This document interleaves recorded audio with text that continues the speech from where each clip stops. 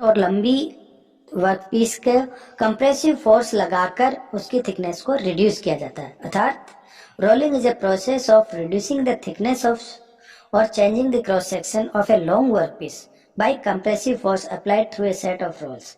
और ये जो कंप्रेसिव फोर्स है वो एक सेट ऑफ रोल्स के द्वारा लगाया जाता है। जैसा कि आप देख सकते हैं कि इसमें एक कुछ मोटाई की प्लेट्स को दो रोल्स के मध्य गुजारा जाता है, तो उन रोल के प्रेशर्स के कारण उस प्लेट की थिकनेस में परिवर्तन हो रहा है और वो रिड्यूस हो रही है।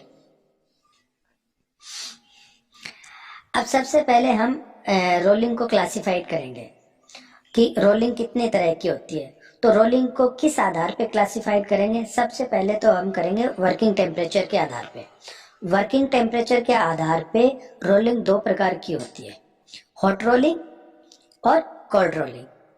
हॉट रोलिंग उसे कहते हैं जिसमें कि वर्किंग टेम्परेचर उस पदार्थ के रिक्रिस्टलाइजेशन टेम्परेचर से ऊपर रखा जाता है, और कोल्ड रोलिंग उसे कहेंगे जिसमें वर्किंग टेम्परेचर रिक्रिस्टलाइजेशन टेम्परेचर से कम होता है। अर्थात कोल्ड रोलिंग में रूम टेम्परेचर से लेके उस पदार्थ के रिक्रिस्टलाइजेशन टेम्परेचर तक वर्किंग टेम्परेचर रखा जाता है, और हॉट रोलिंग में वर्किंग टेम्परेचर उस पदार्थ के रिक्रिस्टलाइजेशन टेम्परेचर से ऊपर और उस पदार्थ के मेल्टिंग पॉइंट टेम्परेचर से कम रखा जाता है।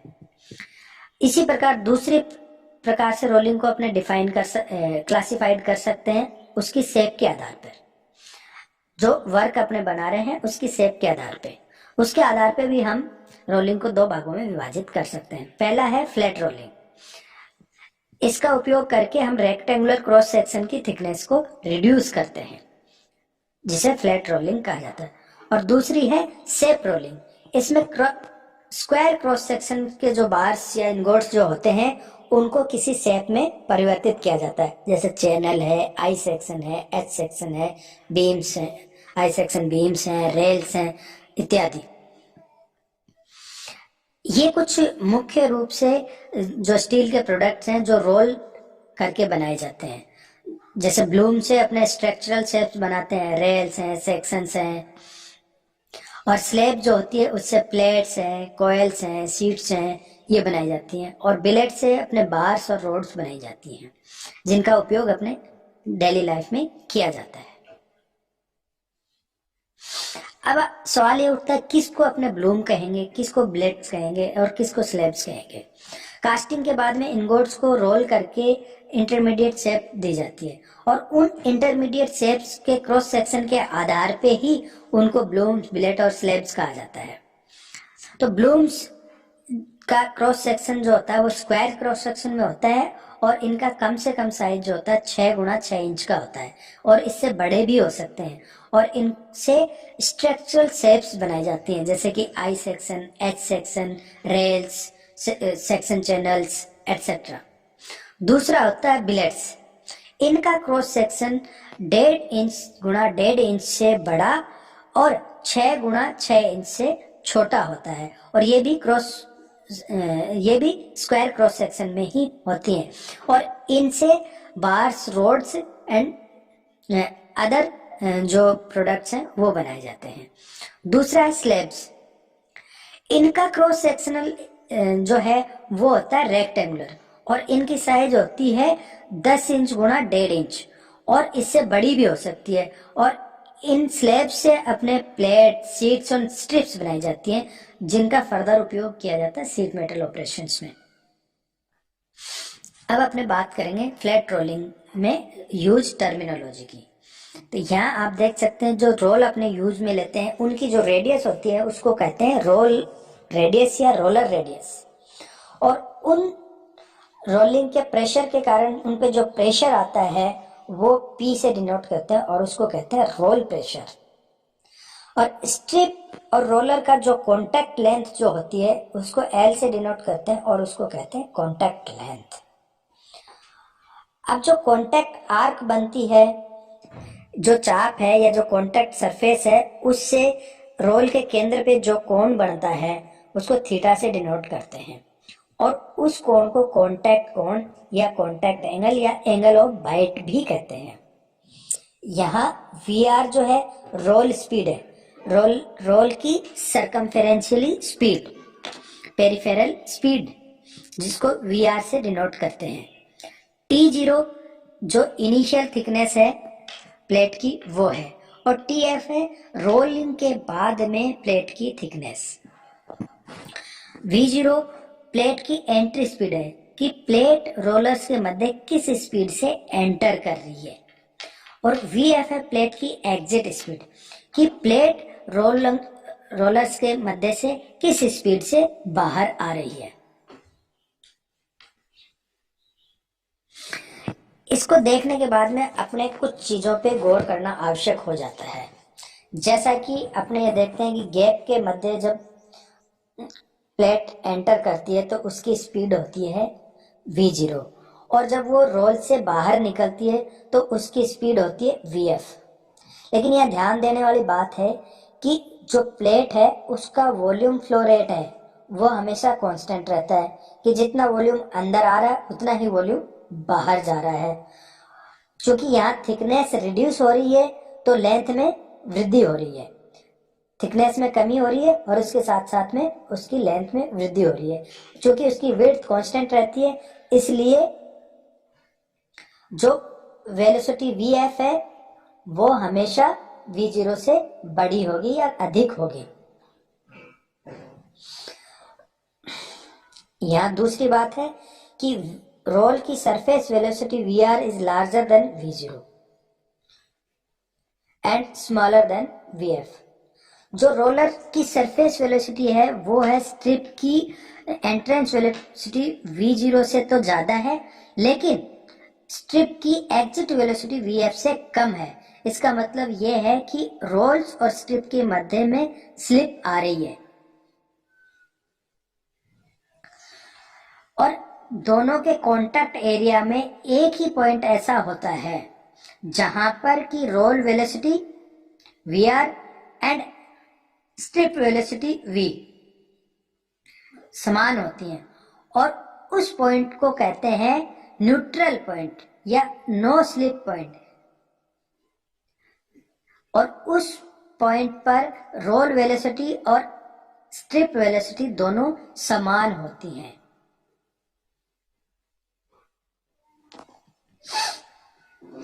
जैसा कि हमने अभी देखा था कि फ्लैट रोलिंग में क्या किया जाता है कि रोल्स के मध्य में जो कंप्रेसिव फोर्स लगाकर प्लेट की थिकनेस को रिड्यूस किया जाता है, और इस थिकनेस को जो रिड्यूस करके जो फाइनल अमाउंट जो रिड्यूस किया जाता है उसको ड्राफ्ट कहते हैं। अर्थात ड्राफ्ट वो अमाउंट है कि जिस अमाउंट से अपने उसकी थिकनेस को रिड्यूस कर रहे हैं। तो ड्राफ्ट को D से रिप्रेजेंट करते हैं, और D की वैल्यू न्यूमेरिकली देखेंगे तो ये होगी initial thickness minus final thickness. यहाँ T0 स्टार्टिंग थिकनेस है और TF फाइनल थिकनेस है। अब इसको दूसरे शब्दों में लिख सकते हैं कि हम एक पास में कितनी परसेंटेज थिकनेस को रिड्यूस कर सकते हैं, उसको रिडक्शन के नाम से जाना जाता है, और इसका फॉर्मूला होता है ड्राफ्ट बटे प्रारंभिक थिकनेस गुना 100, अर्थात T0 minus TF upon T0 गुना 100। इसको R से रिप्रेजेंट करते हैं और इसे रिडक्शन कहते हैं।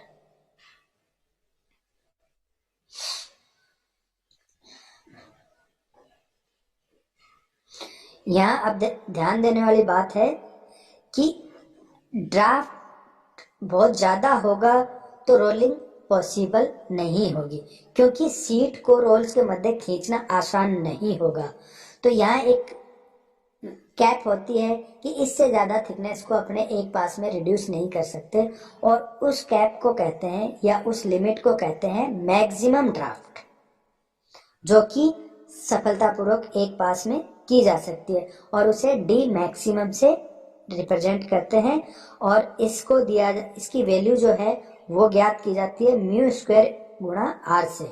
यहाँ म्यू है coefficient of friction between rolls and plate, and R है रोल रेडियस। अब इस फॉर्मूले में अगर आप ध्यान से देखेंगे और म्यू को 0 करेंगे तो डी मैक्सिमम की वैल्यू भी 0 आएगी। अर्थात अगर रोल और प्लेट के मध्य फ्रिक्शन कोफिशिएंट 0 होगा, अर्थात फ्रिक्शन 0 होगा, तो रोलिंग करना संभव नहीं होगा, क्योंकि मैक्सिमम ड्राफ्ट जो कि एक पास में अपने कर सकते हैं वो 0 हो जाएगा। अर्थात रोलिंग के लिए रोल और प्लेट या वर्क के मध्य फ्रिक्शन होना अत्यंत आवश्यक है। बिना फ्रिक्शन के रोलिंग करना संभव नहीं है।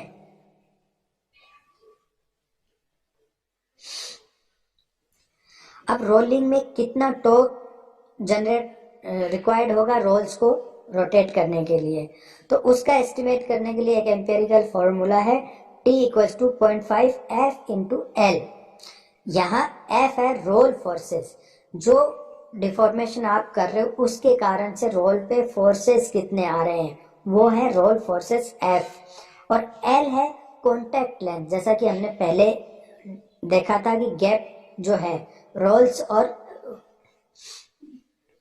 रोल और वर्क के बीच में जो कॉन्टैक्ट लेंथ है वो है कॉन्टैक्ट लेंथ। और इस टॉर्क को जनरेट करने के लिए कितनी पावर रिक्वायर्ड होगी वो दी जाती है P इक्वल्स टू 2πN/Fl। यहाँ पावर P है, N रोल्स रोटेशनल स्पीड है आरपीएम में, जो रोल है उनकी रोटेशनल स्पीड जो है वो आरपीएम है, अर्थात रोल 1 मिनट में कितने चक्कर लगा रहा है, और F रोल फोर्स है, L कॉन्टैक्ट लेंथ है। अब फ्लैट रोलिंग एनालिसिस से आपने ये कंक्लूजन निकाला है कि निष्कर्ष निकाल सकते हैं कि जो रोल और वर्क की कॉन्टैक्ट लेंथ है उसको घटाने के लिए रोल की रेडियस को घटा दिया जाता है। तो रोल की रेडियस को घटा के हम कॉन्टैक्ट लेंथ को घटा सकते हैं, और चूंकि हमने देखा कि रोल फोर्स कॉन्टैक्ट लेंथ पे डिपेंड करता है, इसलिए रोल रेडियस को घटा के रोल फोर्सेस को भी घटाया जा सकता है।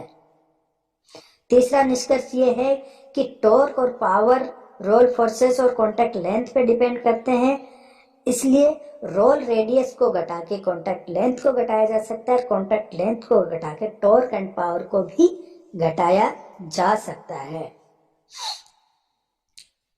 और दूसरा बिंदु ये है कि पावर जो है वो रोल की रोटेशनल स्पीड n पे भी डिपेंड करती है।